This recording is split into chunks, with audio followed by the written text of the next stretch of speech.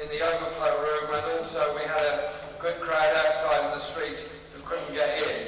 But look at it another way, surely it's a positive when we can't find a hall big enough to have a meeting about this election.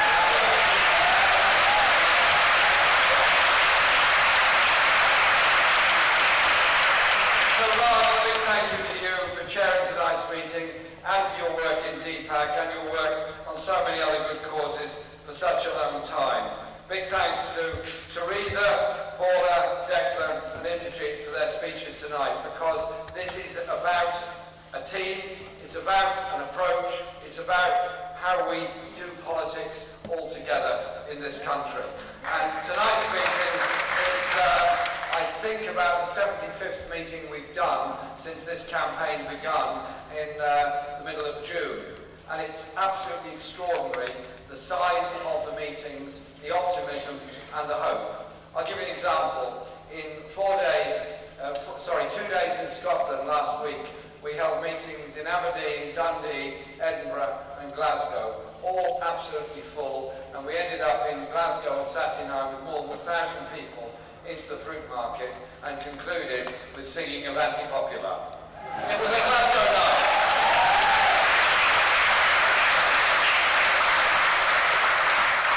In Italian, as you do in Glasgow. That's how it should be.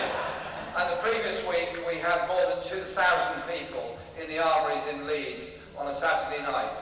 And I was looking at the audience there in this huge cavernous place.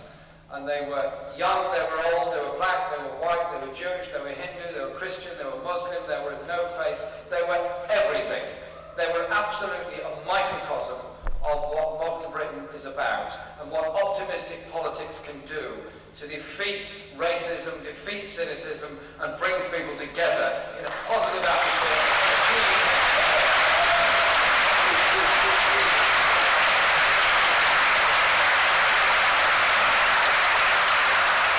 And we've had meetings in all other parts of the country. I'll give you another example. The week before, we went to Llandudno in North Wales, very small, very nice seaside town, biggest meeting they'd had for 20 years in a hotel at 5 o'clock in the afternoon. It was just incredible, the numbers of people that are interested and serious about a difference in politics, a difference to what this government is offering, but also willing our party and our movement to be different and do something very differently in the future. And that is what we do.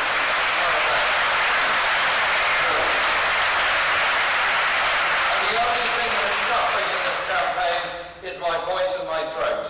But I hope they get through. And tomorrow we're going to Middlesbrough and Newcastle for 2 more very big meetings, and then we're going to Nottingham, we're going to Cambridge, we're going all over. It is incredible, the numbers of people that want to be involved in this. And I'm now told that the numbers of volunteers signing up to our campaign is over 10,000.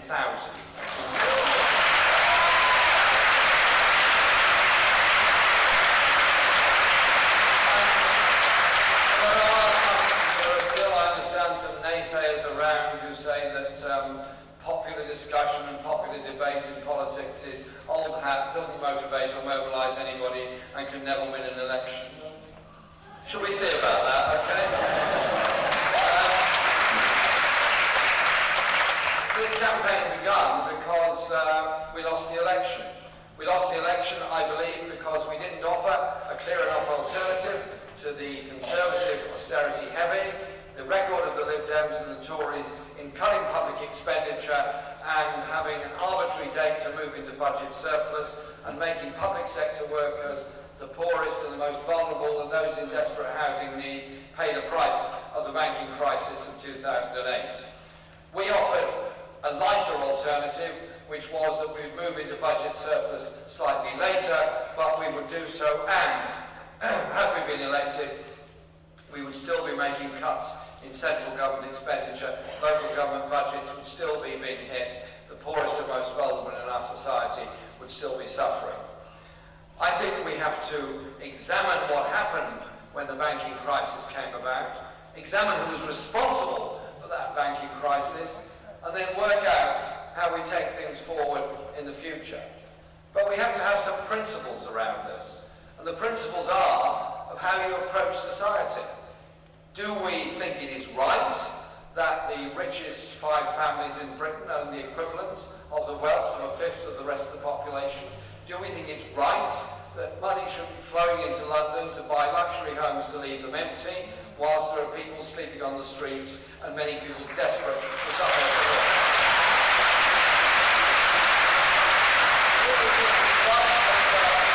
Young people in England are leaving university with debts of £50,000 and £60,000 and a lifetime to try and pay it off, and unfortunately not necessarily an opportunity to get good jobs straight away and use the talents that they have worked very hard to achieve. I think we have to have a different, more inclusive approach.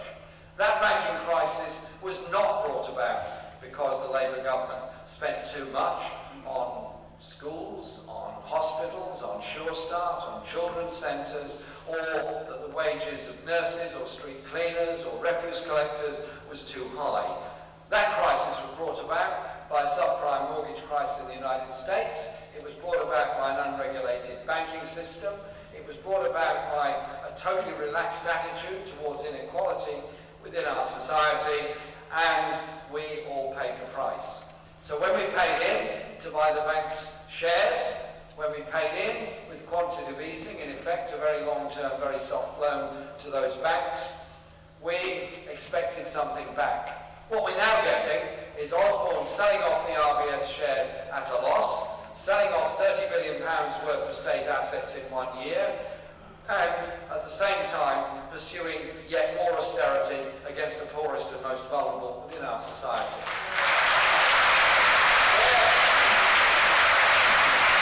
Where the Labour government went wrong was not in bringing the banks into public ownership, but was not making those banks work for the good of all of us. So when we had a majority share in those banks, should we have not exercised that shareholding, exercised that majority, exercised that control, and insisted those banks invested in infrastructure for the good of all of us, housing for the good of people in desperate housing need, and invested in small and medium-sized businesses that are developing high technology and other green and efficient jobs in Britain?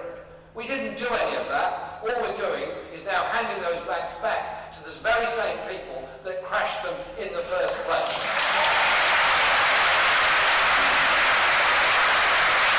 And so, I believe the crucial thing is what we do in the future and how we approach things in the future. Our proposals in this election campaign, the proposals that we're putting forward, are all consultative, they're all ideas, they're all suggestions. They're suggestions about how the economy should be run. Crucially, we're saying you start from the principle that the purpose of government is to run an economy for the good of everyone in society. It's a very simple understanding of things. In a decent society, we all care for each other, everyone cares for everybody else, and we prevent anyone falling into absolute poverty or destitution. Is it so complicated to adopt that simple, basic humanitarian principle about how you run an economy? Is there some moral justification in enriching the rich at the expense of the poorest and allowing the poorest to suffer the most in our society? We're going through a process where the welfare reform bill is being pushed through Parliament. I voted against the welfare reform bill, and I will vote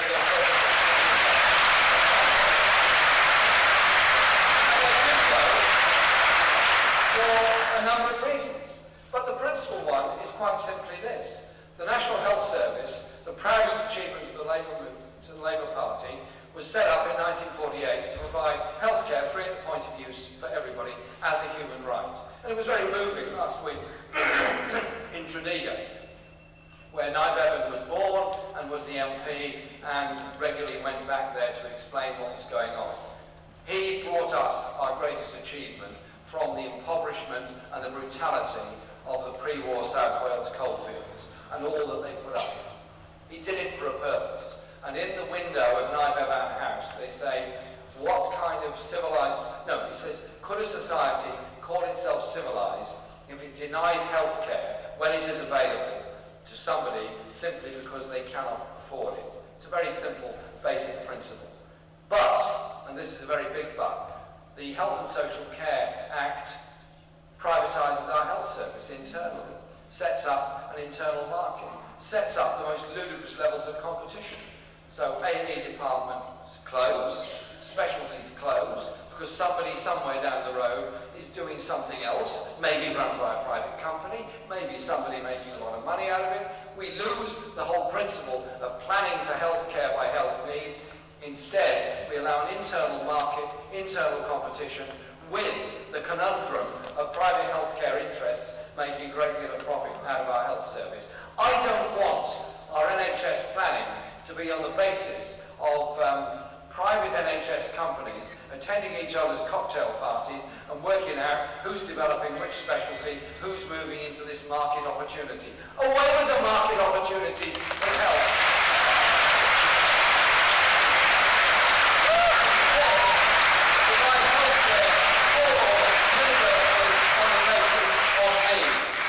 Abolish the internal market and have a properly planned and efficiently run National Health Service. It can be done, it will be done, we will make sure it is done. Let's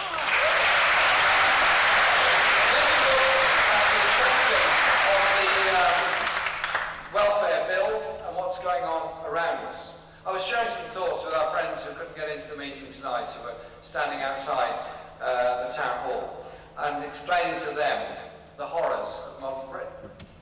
When we leave this hall tonight, we walk home, we go home, wherever we're going, all of us will meet people who are sleeping rough, who are begging. We will meet people who are going through a mental health crisis. We'll meet former soldiers who've been forgotten and abandoned on the streets. We'll meet people who've been through terrible crises. All of us could be in that situation ourselves. Families break up, people lose homes, people get evicted. All kinds of dreadful things happen to people, and they end up totally destitute. And then we have a media that routinely runs programs like Benefit Street. We have newspapers that routinely call anybody applying legitimately and legally for a DWP benefit as benefit scroungers. And then the abuse of older people that happens, the abuse of people with disabilities happens, and then it feeds on into a whole public narrative. I'll give you an example. There was somebody in a wheelchair at Victoria Station a few weeks ago, and she had selected an item to purchase from outside the shop, asked somebody to go in, gave them the money, and said, would you go in and pay for it for me, so that because I can't get in the shop because of my wheelchair. And the person said, get lost, you effing benefit scrounger. Now, okay, that might be one random nasty individual, I don't know, but that attitude didn't come from nowhere. That approach didn't come from nowhere. Can't we, as a Labour Party and a Labour movement, cut out that kind of language about scroungers versus strivers and so on? Instead, adopt the principle that everybody in our society matters, and that we measure our progress by not having people homeless, not having people sleeping on the streets, and not seeing those desperate people on cold winter's afternoons queuing outside the night shelter, hoping to get a bed for the night before they spend the next day wandering around the streets trying to survive. None of it is easy. Many people have many complications in their lives, but let's approach it from the basis that we are humans, we are part of humanity, and we embrace everybody else as part of our common.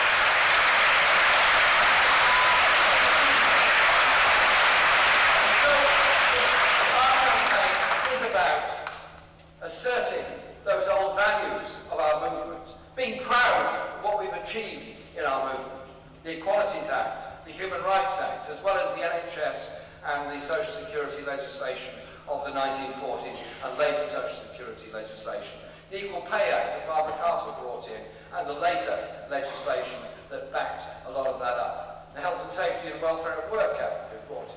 There's a whole lot of things we brought in, and they're good. But we have also got to develop an economy that works for all. So you don't achieve that by cutting public expenditure. You don't achieve that by assuming that all areas of public expenditure are somehow or other a drain on the economy and it's only the private sector that is productive. It doesn't work like that.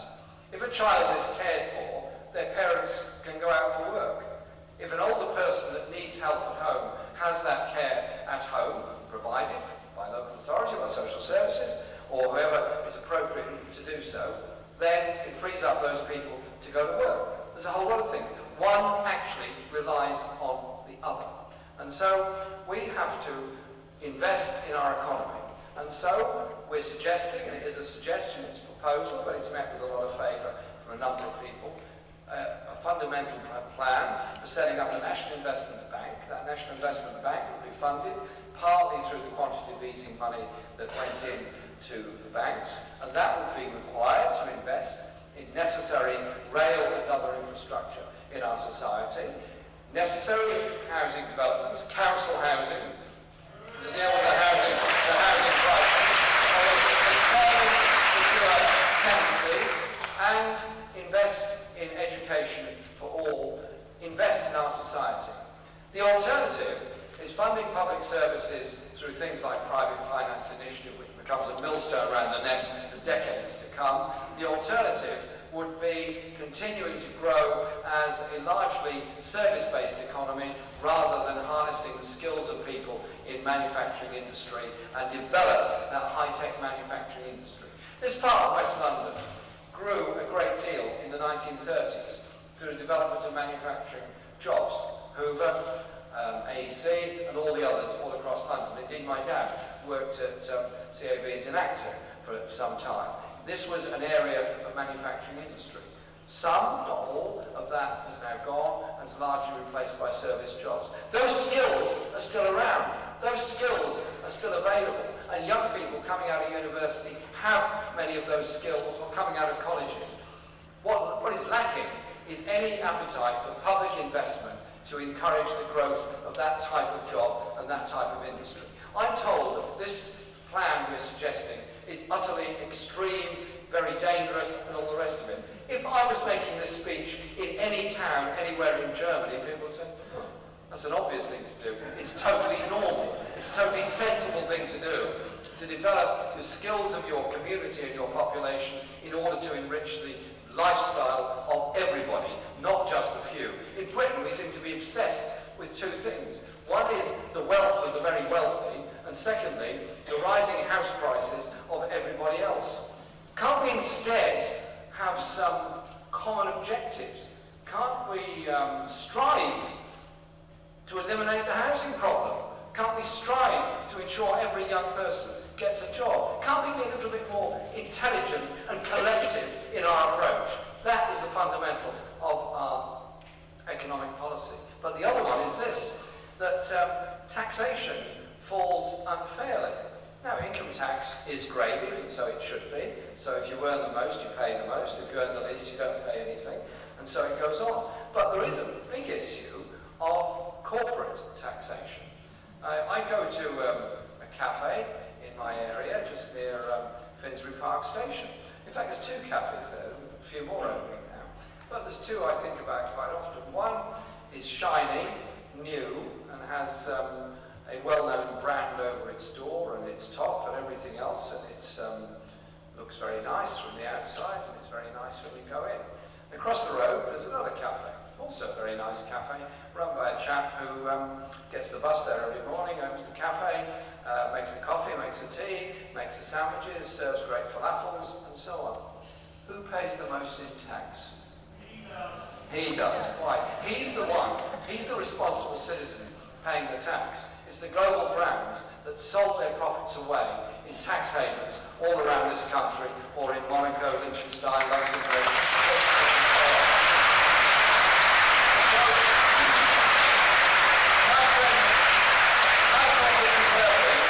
Has estimated, this is a low level of his estimates, at least £50 billion a year is not collected in corporate taxation. That is money that is taken from our services, taken from our hospitals, our schools, our people that need things. It's time that we, as a party, and got a government that was serious about collecting tax and closing down these tax loopholes all over the place. It can be done. Why don't we just make sure it is done?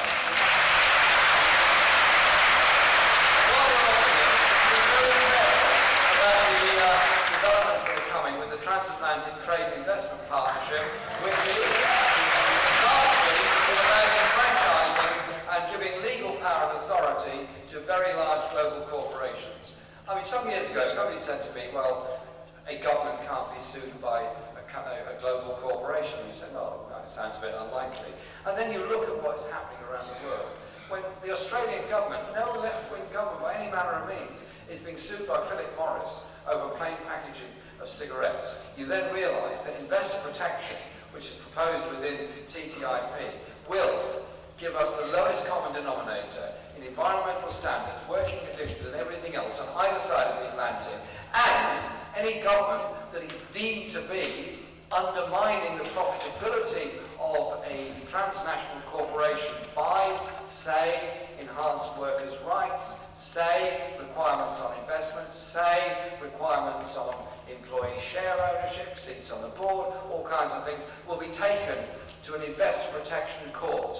Can't we instead approach the idea of trade agreements on the basis of improving living standards, investing more in education, protecting human rights in every country that we do a trade agreement with? So look at it as a way of getting a positive good for everybody rather than a positive plus for global corporations.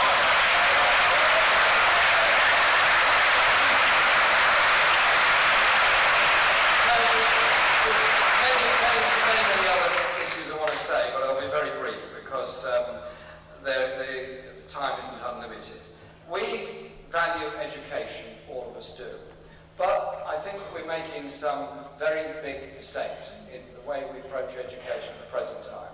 We got into a very interesting discussion in our meeting in Edinburgh about preschool facilities. Now, I think preschool socialisation of children is very important. And I think as a party we should have an objective that every child, irrespective of the wealth or poverty of their parents, gets an opportunity to go to preschool facilities free, so they can actually go there and develop themselves socially, social interaction, not necessarily heavy level learning, but just that growing up together.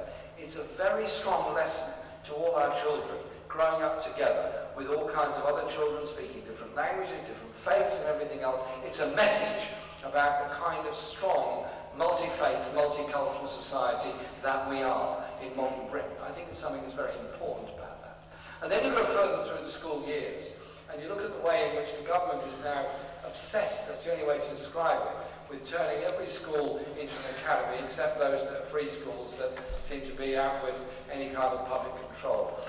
I rather like and welcome and support the idea, instead of doing that, of strengthening the role of the local education authority and to encourage the family of local schools, the family of development of schools and education together as part of a community. So we don't have schools in some competition to the end between each other, but actually working together and being supportive of all of our children.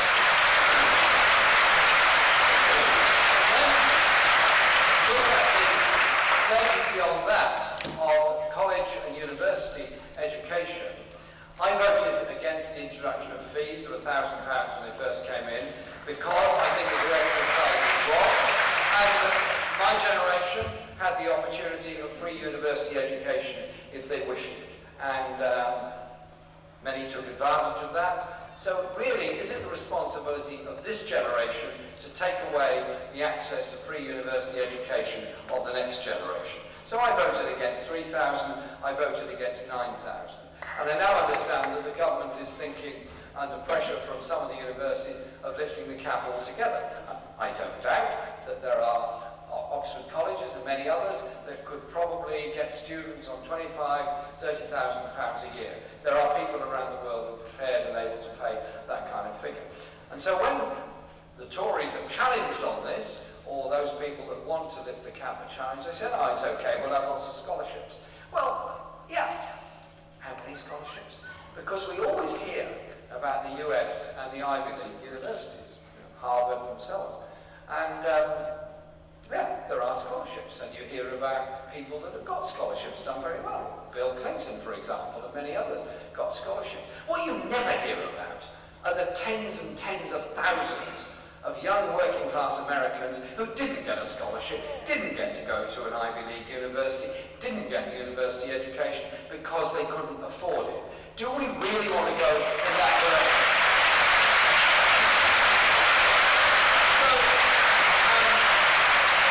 Education costs. It is expensive, I fully understand that. And so I think instead of reducing corporation tax from 20 to 18%, which is what the Chancellor is suggesting, we go massively the other way by a huge amount and raise it by 0.5% in order to pay for student fees, so we don't have our students leaving university with these levels of massive debt. Is that quite worth?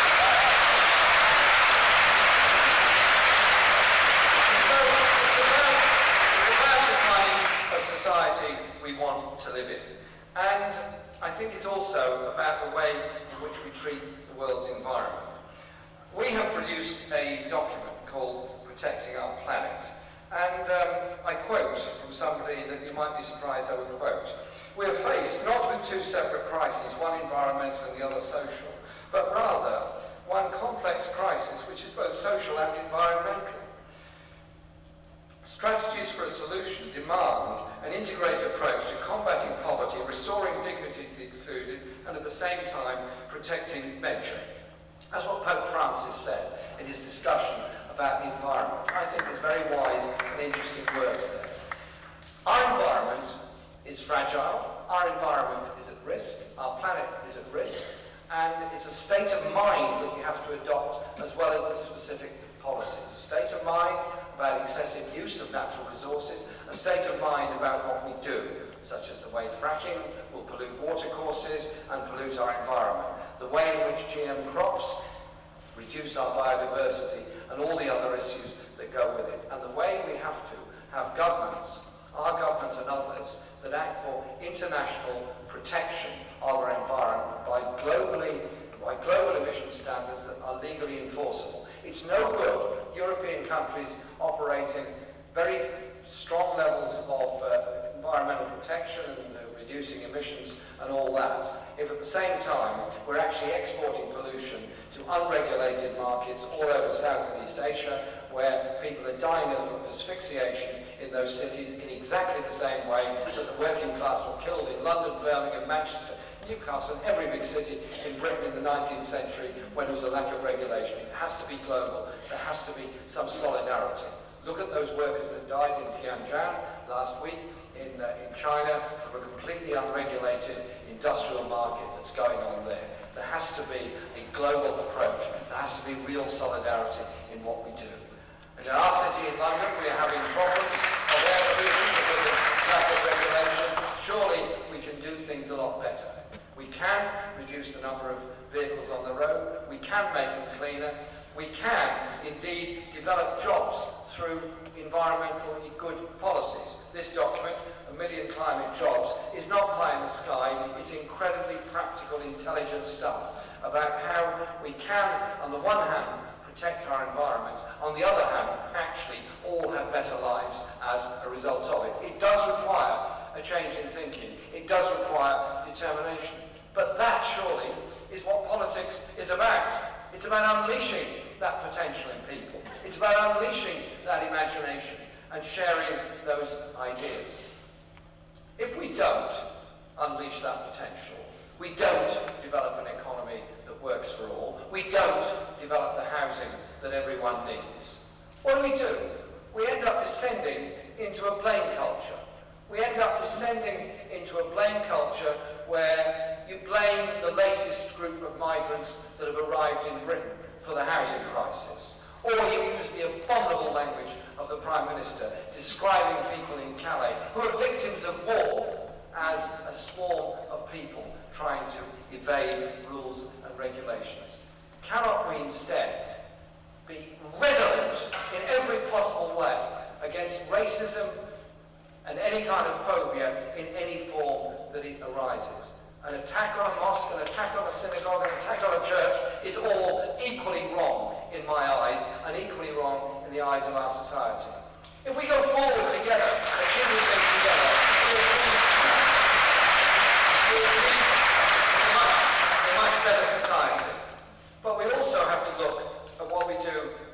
these shores. I have been involved in the peace movement and human rights movement all my life. I voted against the Iraq War because there were no weapons of mass destruction, because it was based on the cynicism by George Bush in his State of the Union message in 2002, and because of the consequences of it. But I remember a couple of years before that, after the appalling events of 9/11 in New York, when Bush was prepared to go to war in Afghanistan, we formed the Stop the War Coalition at a big event in Fred's house on Euston Road. And Bruce Kent said, let us not let slip the dogs of war, because we'll not get them back. And where was he wrong? Because Afghanistan led to Iraq, Iraq led to Libya.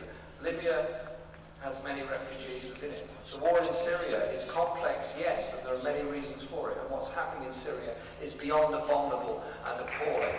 And we have to reach out to those people. But I do not believe that wars do not leave a legacy behind. They leave a legacy of bitterness, they leave a legacy of hatred, and one hatred leads to another and leads to people desperately trying to survive and seek a place to go. We're living in a world where the consequences of war and environmental disasters are that there are more displaced people than at any time in recorded history. And it is up to the wealthy and powerful nations in the world not to seek a military solution to everything, not to seek to build bigger boundaries, bigger fences, more gunboats, more machine guns in order to keep the poor and the desperate out. Surely it's up to us to look at the causes of that poverty and that desperation, give support and help and investment where necessary so that people aren't forced to flee, and use our pressure not necessarily to go and bomb people, but to put pressure on for human rights, for justice in all parts of the world. Easier said than done, not simple and very complicated, of that I'm sure. But surely we have to have an approach to the world which isn't based on military strength and isn't based always on going to war, but is based on protecting our planet, sharing the resources of our planet, and recognizing that everyone needs and should be able to live decently in their lives. It is possible. Not simple, but surely that has to be the direction in which we go. And while I'm on about it, nuclear weapons killed a lot of people in 1945. The testing of nuclear weapons in the Pacific in the 1950s led to cancers that go on from generation to generation. And we signed in 1970 the Nuclear Non-Proliferation Treaty, in which those countries that don't have nuclear weapons who signed it must not get them, and those that do have them must take steps to disarm. Why don't we use 2016 to fulfill our obligation on that and not renew the Trident nuclear missile system?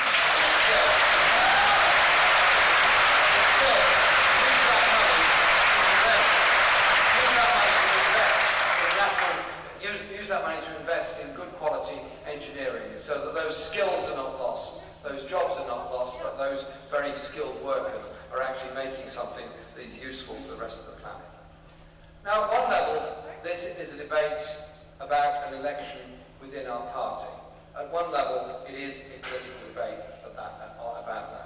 But 600,000 people are now involved in it, either as members of the Labour Party, union supporters, or registered supporters. And I'm very grateful to the unions that have supported our campaign. To Unite, to Unison, to CWU, to ASDA, to IMC, to the Bakers Union, and to the Socialist Education Association for their support, and in some cases their help with office space and donations to get this campaign going. And a decision will be made on September the 12th. But that is not the end of the story. This summer has seen unprecedented numbers of people coming to public meetings to listen, talk, debate, put forward ideas for an alternative. So our party doesn't allow its policy making to be the exclusive preserve just of the leader and members of parliament who hand it like encyclical letters down to the rest of the community. Instead, we rediscover our grassroots democracy. We unleash the ideas and imagination of so many people, young and old, whose life experiences are so valuable. And together we put forward good ideas to deal with housing, deal with education, deal with jobs, deal with environment, deal with equality, all those things. But we don't wait until 2020 to put those ideas forward. We now oppose this budget for what it's doing, the way it's impoverishing the poorest and enriching the richest. The welfare bill for the way in which it is punishing those people that are living in the most difficult, often crisis-ridden levels in their lives. And oppose the trade union so-called reform bill, because that bill is about reducing and removing workers' rights as a prelude, I believe, to removing a lot more rights for a lot more people afterwards.